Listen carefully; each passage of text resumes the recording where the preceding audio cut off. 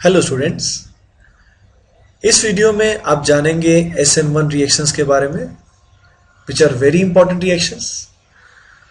So let us start directly with an example. एक example से directly start करते हैं। इस पर्टिकुलर एग्जांपल में we have taken alkyl halide. हमने लिया है यहां पे एल्काइल हैलाइड। ये जो एल्काइल हैलाइड है इसकी डिग्री को नोटिस कीजिए, इस कार्बन को नोटिस कीजिए। इस कार्बन की डिग्री क्या है स्टूडेंट्स? इस कार्बन की डिग्री है 3। So it is a 3 degree alkyl halide. अब इसमें हुआ क्या ये नोटिस कीजिए। इस रिएक्शन में हमने एक न्यूक्लियोफाइल लिया है। इस न्यूक्लियोफाइल ने इस पर्टिकुलर हेलोजन को क्या किया है? रिप्लेस किया है। ये हेलोजन रिप्लेस होने के बाद एक पॉसिबिलिटी क्या है? उसी पॉइंट पे न्यूक्लियोफाइल आ जाए, या दूसरी पॉसिबिलिटी क्या है? न्यूक्लियोफाइल उस लिविंग ग्रुप के अपोजिट साइड आ जाए।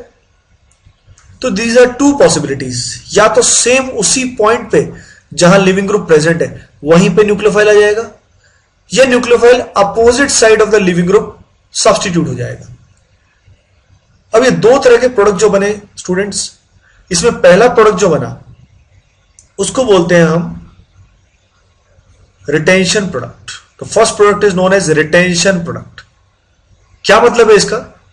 इसका मतलब है जो एटम्स की अरेंजमेंट पहले थी रिएक्शन से पहले, वही अरेंजमेंट रिएक्शन के बाद मेंटेन रहेगी, रिटेन रहेगी। तो इसलिए इसको क्या बोलते हैं? Retention product. अगले प्रोडक्ट के बारे में बात जानते हैं।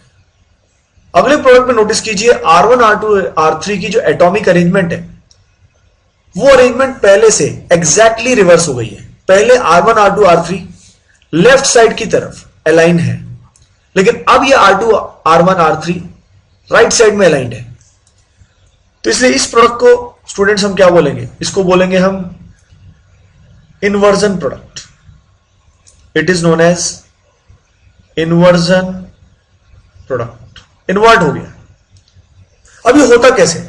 SN1 मैकेनिज्म होता कैसे है ये अपने को नोटिस करना है। सो गाइस लेट अस सी। पहले स्टेप में क्या होता है?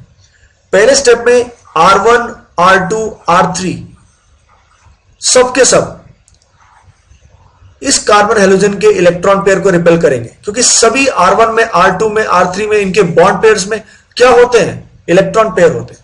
तो वो इलेक्ट्रॉन पेयर इस इलेक्ट्रॉन पेयर को रिपेल करेंगे, जिस कारण इस CX का बॉन्ड अपने आप ब्रेक हो जाएगा। यानी पहले स्टेप में X यहां से रिमूव हो जाएगा in the form of X minus. जैसे ही X माइनस रिमूव होगा यहां फॉर्म क्या होगा?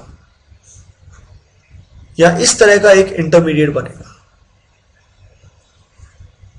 इस इंटरमीडिएट में आप नोटिस कर सकते हैं जो कार्बन एटम है उसके ऊपर चार्ज क्या आएगा? Positive. Hence it is known as carbocation. यहां पे R1 होगा, यहां पे R2 होगा, और यहां वेज में कौन होगा? आगे की तरफ R3 होगा। अब आप देखिए, जैसे यहां प्लस आ जाएगा, न्यूक्लियोफाइल जो होगा वो कहां से अटैक कर सकता है? या तो न्यूक्लियोफाइल बैक साइड से अटैक कर सकता है यहां से, या न्यूक्लियोफाइल फ्रंट साइड से भी अटैक कर सकता है। अगर ये न्यूक्लियोफाइल बैक साइड से अटैक करता है तो ऐसे केस में न्यूक्लियोफाइल इन्वर्जन प्रोडक्ट को बनाएगा, क्योंकि न्यूक्लियोफाइल अगर बैक साइड से आएगा तो न्यूक्लियोफाइल बैक साइड में ही जुड़ेगा, और ये R2 R3 जो आपको दिखाई दे रहे हैं ये क्लॉकवाइज रोटेट हो जाएंगे ताकि बॉन्ड एंगल क्या रहे? मेंटेन रहे। लेकिन गाइस अगर न्यूक्लियोफाइल सामने से अटैक करता है, फ्रंट से अटैक करता है, तो ऐसे केस में जो प्रोडक्ट बनेगा वो कौन सा बनेगा? रिटेंशन बनेगा।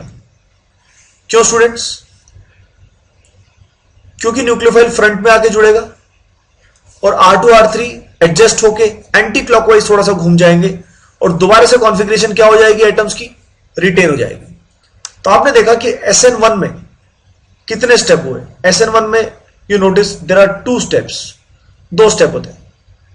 पहले स्टेप में कार्बोकेटायन बना, दूसरे स्टेप में न्यूक्लियोफाइल का अटैक हुआ। अब इन स्टेप में स्लो स्टेप कौन सा होता है? फर्स्ट स्टेप जो है जिसमें कार्बोकेटायन बना, ये स्टेप जो होता है स्टूडेंट्स, ये क्या होता है? स्लो होता है। और जो स्टेप स्लो होता है वो क्या होता है? RDS, यानी रेट डिटरमाइनिंग स्टेप। उस स्टेप पे ही रिएक्शन का रेट डिटरमाइन करते हैं। तो पहला स्टेप जो हुआ इट इज RDS। यानी इससे हम क्या समझेंगे ये हम देखते हैं। Let us take one example. तो स्टूडेंट्स इस एग्जाम्पल में आपको कंपेयर करना है रेट ऑफ SN1, आपको कंपेयर करना है ए में, बी में और सी में क्या डिक्रीजिंग ऑर्डर रहेगा रेट ऑफ SN1 का। तो आपको पहले ये जानना है कि रेट ऑफ SN1 डिपेंड किस पे करता है। तो rate of SN1 students depend करेगा स्टेबिलिटी ऑफ केटायन पे। It is directly proportional to stability of carbocation. क्यों? ऑब्वियसली अगर यहां पे Cl निकलेगा तो Cl निकलने के बाद जो कार्बोकेटायन बनेगा अगर वो स्टेबल बनेगा, इसका मतलब वो जल्दी बनेगा। यानी stable the carbocation, easier will be its formation, faster will be its formation and hence the rate of reaction will increase। यानी अगर हमें कभी भी SN1 में रेट ऑफ रिएक्शन कंपेयर करना है गाइस, तो हम सबसे पहले क्या करेंगे, उसका लीविंग ग्रुप को रिमूव करेंगे। लीविंग ग्रुप को रिमूव करने के बाद हम केटायन को बनाएंगे और केटायंस की स्टेबिलिटी कंपेयर करेंगे।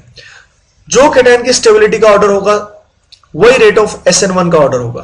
जैसे इस केस में नोटिस कीजिए, यहां पे केटायन की डिग्री जो है वो 3 है और इसमें 9 अल्फा हाइड्रोजन है, तो हाइपर कॉन्जुगेशन इंडक्टिव दोनों ही इफेक्ट इस केस में ज्यादा है, तो इसका स्टेबिलिटी सबसे ज्यादा होगा, फिर अगले का और फिर लास्ट वाले का। यही ऑर्डर होगा SN1 का। Let us take one more example. इस एग्जांपल में we have taken this alkyl halide and this alkyl halide. अब इन दोनों में स्टूडेंट्स हमको क्या करना है, रेट ऑफ रिएक्शन कंपेयर करना है। तो सबसे पहले ए जो हमने देखा, ए का हमने क्या बनाया, केटायन बनाया, फिर हमने बी का केटायन बनाया और उनकी स्टेबिलिटी कंपेयर करेंगे। ए का जब इसके अंदर केटायन बनेगा तो कुछ ऐसा केटायन बनेगा और बी में जब हम Cl को निकालेंगे और उससे जो केटायन बनेगा वो कुछ ऐसा बनेगा। अब गाइस इन दोनों में आप खुद ही सोचिए ज्यादा स्टेबल कौन सा होगा, लेफ्ट वाला या राइट वाला। इसमें राइट वाला ज्यादा स्टेबल होगा। इसमें आपको कंसेप्ट ऑफ एरोमेटिसिटी आना चाहिए। राइट वाला जो केटायन बना है it is aromatic in nature, क्योंकि इस लूप के अंदर ये जो रिंग आपको दिखाई दे रही है, इस रिंग के अंदर 2 पाई इलेक्ट्रॉन्स, यानी ये कौन से रूल को फॉलो कर रहा है, हकेल्स रूल को फॉलो कर रहा है। ऊपर से पूरे सिस्टम में क्या हो रहा है स्टूडेंट्स, रेजोनेंस हो रहा है। लेकिन जो लेफ्ट वाले केस में, इस केस में टोटल पाई इलेक्ट्रॉन्स कितने हैं, 4 पाई इलेक्ट्रॉन्स हैं, 2 ये वाले और 2 राइट वाले, जिस कारण ये जो पर्टिकुलर स्ट्रक्चर हुआ स्टूडेंट्स वो क्या हुआ, एंटी एरोमेटिक। एंटी एरोमेटिक का मतलब क्या है, highly unstable. Let us take one more example. So in this example students हम डिस्कस करते हैं कि यहां पे SN1 मैकेनिज्म कैसे होगा, कैसे SN1 रिएक्शन होगी। तो सबसे पहले क्या होगा, इस रिएक्शन में ये कार्बन और क्लोरीन का बॉन्ड ब्रेक हो जाएगा। ये Cl नेगेटिव के निकलने के बाद ये जो कार्बन एटम आपने देखा, इसके ऊपर चार्ज क्या आएगा, पॉजिटिव चार्ज। पॉजिटिव चार्ज आने की वजह से जो शेप हो जाएगी इसकी वो क्या हो जाएगी, प्लेनर, यानी सेम प्लेन में कई सारे एटम्स लाई करेंगे, जिस कारण वाटर की वजह से, किसकी वजह से, वाटर की वजह से जो OH मिलेगा वो अटैक कहां करेगा स्टूडेंट्स, या तो फ्रंट से यानी वेज पोजीशन से, या बैक पोजीशन से यानी डैश पोजीशन से। अगर वो फ्रंट पोजीशन से अटैक करता है यानी वेज से अटैक करता है तो यहां पे आंसर आएगा कुछ ऐसा, यानी OH जुड़ेगा वेज पोजीशन पे। और अगर ये बैक साइड से अटैक करता है यानी डैश से अटैक करता है तो यहां पे आएगा ये OH डैश पोजीशन पे। यानी आपने देखा यहां पे 2 प्रोडक्ट्स बने, A एंड B। अब नोटिस कीजिए स्टूडेंट्स, ये A और B जो है ये एक दूसरे के क्या लगते हैं, एनाइंशोमर्स लगते हैं। They are enantiomers of each other. और एनाइंशोमर्स की इक्वल क्वांटिटी जब बनती है तो उसको स्टूडेंट्स हम क्या बोलते हैं, रेसिमिक मिक्सचर। तो इस पर्टिकुलर केस में racemic mixture will be formed. Now let us recap what we have done already. हमने SN1 रिएक्शन में जाना, it is a 2 step reaction, जिसमें पहले स्टेप में हेलोजन रिमूव होता है और कार्बोकेटायन बनता है। ये जो कार्बोकेटायन होता है इसकी हाइब्रिडेशन sp2 होती है, शेप जो होती है वो प्लेनर होती है, जिस कारण अटैक लेफ्ट से और राइट से यानी फ्रंट से या बैक से होने के चांसेस इक्वल रहते हैं। अगर फ्रंट से अटैक होगा स्टूडेंट्स तो ऐसे केस में होगा रिटेंशन प्रोडक्ट, और अगर लेफ्ट से अटैक होगा तो उसको बोलेंगे इन्वर्जन प्रोडक्ट। इसके बाद we have learned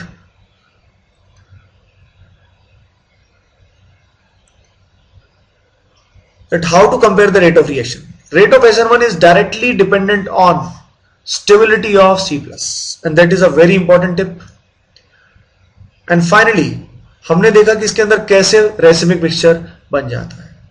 In the next video we will learn about some more examples of SN1, SNI and NGP.